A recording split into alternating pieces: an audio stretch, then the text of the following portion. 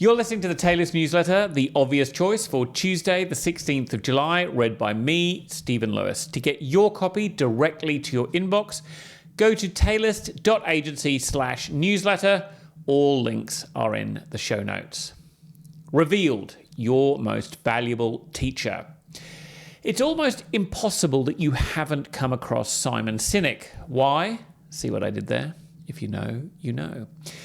If you're lucky enough not to know why, it's because Sinek's claptrap about starting with your why is pervasive.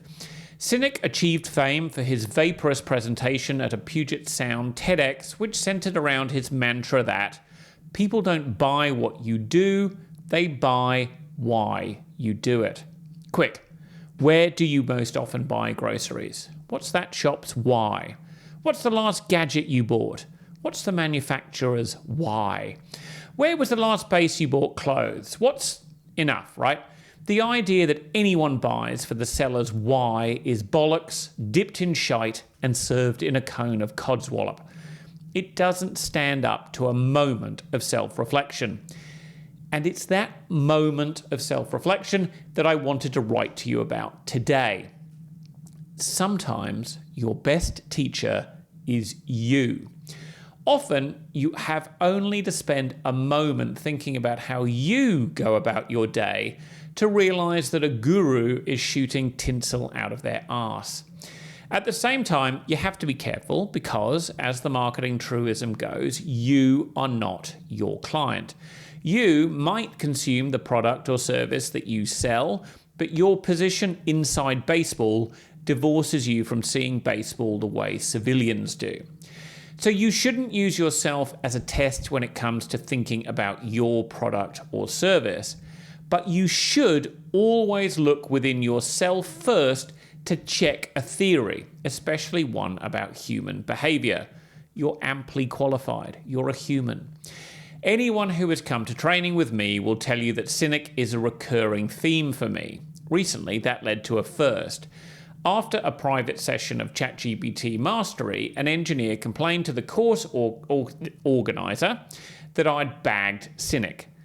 Imagine falling in love with an idea so hard that you become too fragile to listen to an opposing view from a presenter you'll never have to see again. I wonder what that engineer makes of someone writing a whole book, The Road to Hell, about Sinek's snake oil game. As it happens, I agree with the complaining engineer about mentioning Sinek, but for different reasons. I'd love never to talk about this why nonsense again. However, my courses are about persuasion, and you'll never persuade anyone of anything if you believe people will do things because it suits your purpose. Teaching people to be more influential means talking about Sinek because his wrong-headed ideas have a hold on the world. If Sinek's ideas have a hold on you, you need to shake them off because your marketing success demands you know how your clients see themselves and what they want to achieve. What's their why? Clients will not work with you because you are a B Corp. They will work with a B Corp because they see themselves as the kind of people who work with B Corps. While you go deeper into what moves your clients, it's helpful to keep watch on your best teacher, yourself. What attracts your attention when you're in the market? What stops your thumb scrolling? What convinces you? You have the teacher with you always. All you have to do is listen. Stephen. P.S. In August, I'm presenting a masterclass on how to present yourself as the obvious choice for your ideal clients. That will involve learning how to master this art of observing what your clients really want. The masterclass is called Yes You, How to Convince and Convert High-Value Clients with Magnetic Messaging. If you'd like details nearer the time, the link is in the show notes.